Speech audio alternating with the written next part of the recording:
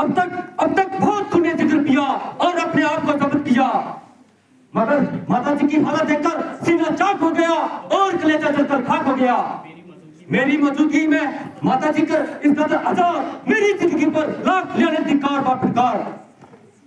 माता जी जरा आंखें खोलिए, तुम्हारा लक्ष्मण आपके कदमों पर निसार है। अगर नहीं बोलती तो ये लीजिए, लक्ष्मण इससे पहले मरने को तैयार है।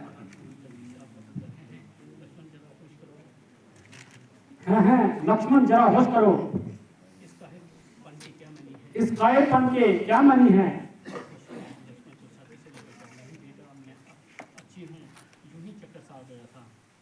नहीं बेटा, मैं अच्छी हूँ, यूं ही चक्कर से आ गया था। अजब है कि जब रामचंद्र हर तरह से राज करने का हकदार है तो किसी दूसरे पर इसका क्या अधिकार है? रोने और गड़गड़ाने से राज नहीं मिल सकता और किसी का कहने पर सुनने से राम घर से नहीं निकल सकता।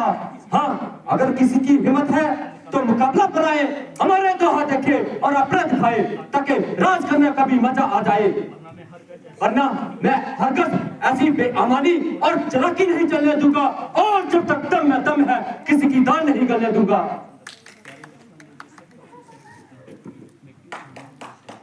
प्यारे लक्ष्मण, मुझे सब अफसोस है कि तुम्हारी तबीयत पर क्यों इस कदर जोश है।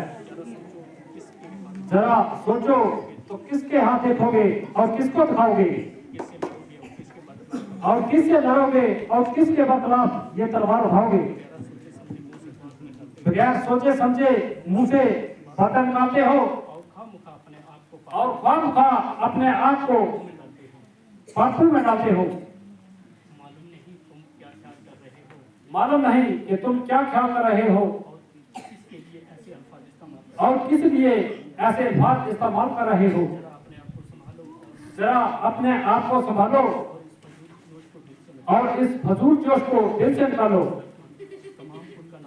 तमाम कुल का नाश हो रहा है, जिसे देखकर मेरा कलेजा पास पास हो रहा है। उधर पिताजी की हालत बहुत से बदतर हो रही है, उधर माताजी अपनी जान खो रही है। सीता बेचारी अलग जमीन पर पड़ी रो रही है। आपको ना मालूम कौन सा चाव चढ़ रहा है, उल्टा मुझे कह रहे हैं कि आपका गुस्सा बेफायदा पड़ रहा है। अच्छा, अगर यूं ही है तो यूं ही सही। इस तरह सारे खानदान का मिलिया मेल करके भारत जरूर राज करेगा और सूर्य पर सी झंडा अपने सिर पर धरेगा। अगर धर्म इसी का नाम है तो मैं भी एक एक को राज करने का मजा न सिखाऊं तो माता पिता का दूध एक दफा नहीं बल्कि 1000 दफा हराम है। भाईजान, जरा गुस्से को दिल से निकालो और बात के हर एक पहलू पर अच्छी तरह नजर डालो। इसमें भरत का क्या कसूर है? वो बेचारा यहाँ से तो काले तो दूर है,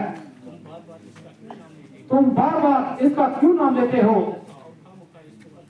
और खामखा उसको जान देते हो? माता कई का भी यही बहाना है, वरना दरअसल तो हमारी आजमाइश का जमाना है। मगर अफसोस कि तुम मामूली सी आजमाइश में ही डगमगा गए और थोड़ी सी बात पर ही इस तरह घबरा गए। ऐसे अल्फाज मुंह से निकालकर दुनिया को हंसा रहे हो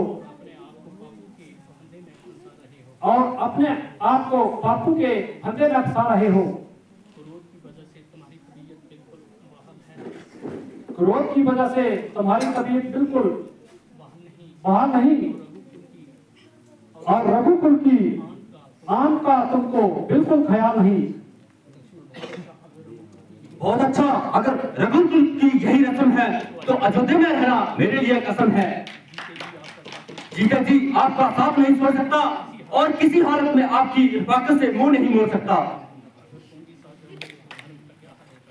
अगर तुम भी साथ जाओगे तो भरत का क्या हाल होगा? लक्ष्मण से ये कैसा सवाल? इस हालत में उसका जिंदा रहना सख्त दुश्वार है। तो लक्ष्मण इससे पहले जान देने को तैयार है। तुम्हारी इस जिद से सारा खानदान बेचराग हो जाएगा।